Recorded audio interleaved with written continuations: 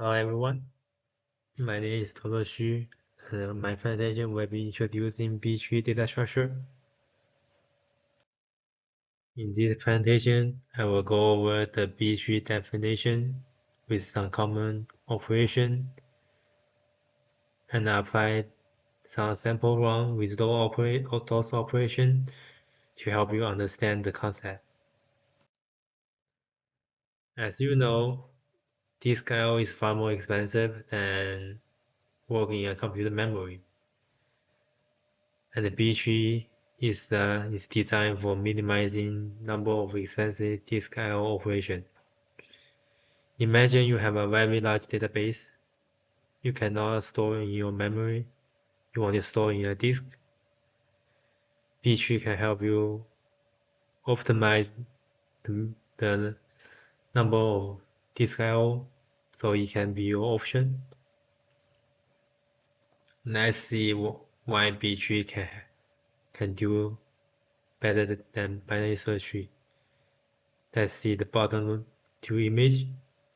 The left one is B-tree, the right one is binary search tree.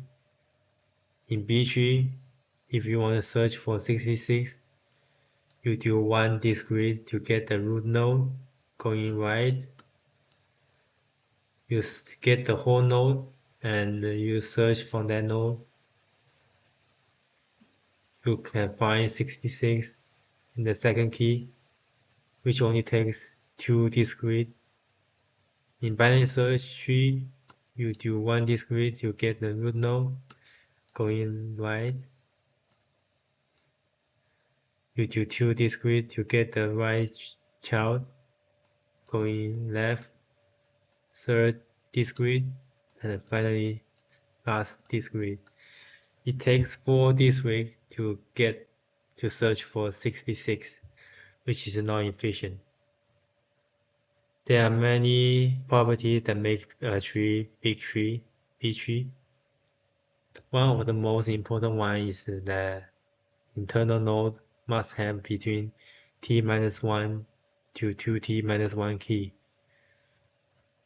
except the root node can have as few as 1 key.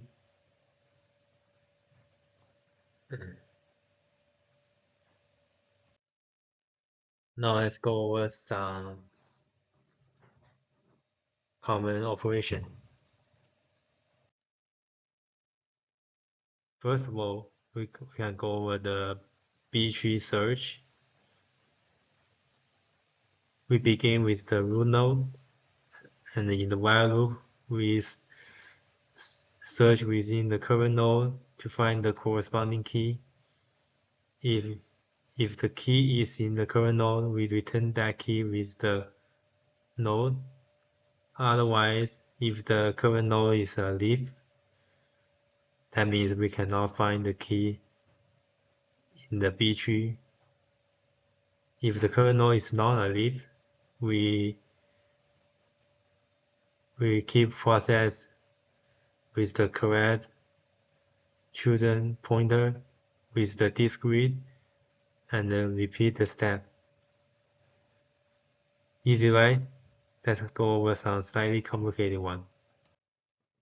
Similar to binary search tree insert, the B-tree insert always insert into a leaf node, but there are two cases when you insert into a leaf node. Case 1 is when leaf node is not overflow, which means that the node has less than 2t keys.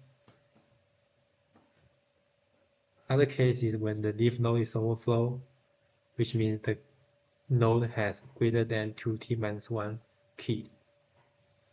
We will need to split in that case. When we do split, the median keys goes up to parent. The left node keeps the first t chosen and stay in the original node. The right node keeps the last t chosen and we create a new node for that. Let's look at here. As I mentioned, when the key leaf node is overflow, when the key leaf node is has greater than 2t-1 key, we split But here, when it is equal to 2t minus 1, we do split. Why is that? Because when the node is already overflow, then we split. It might need to propagate split back up to the tree, which is not efficient. So we do preemptive split beforehand, which is better. Now let's go over some example to help you understand the insert operation. The upper right tree is the original tree with the max degree of 3 t equal 2. That means that tree can have at least one key, at most 3 keys in a node. If we want to insert 5 less than 27 going left, less than 40 going left, insert into here. This node is now overflow, so we done. Insert 16 less than 27 going left, greater than 14 going right. Insert into here. However, this case we want to split before the node is full, so we do split. The parent, the median goes up, 18 goes up to parent, and the split left and right, we become this. If we want to insert 99 going right, insert into here, we need to split. Median 84 goes up, and the split left and right. In this case, the parent node is also overflow. We keep splitting. 15.8 goes up, and split left and right, we get this. Now, the most complicated operation in the B tree, delete. In insert, you can only insert into a leaf node, but in delete, you can delete from every part of node. So if you want to delete from a non-leaf node, you need to find the predecessor and then swap it with the current node, delete from the leaf. If you want to delete from the leaf node, you need to check after the deletion if the node is on the flow. If it is on the flow, we borrow from the left sibling of the right sibling. If both of them have not enough key, we to merge.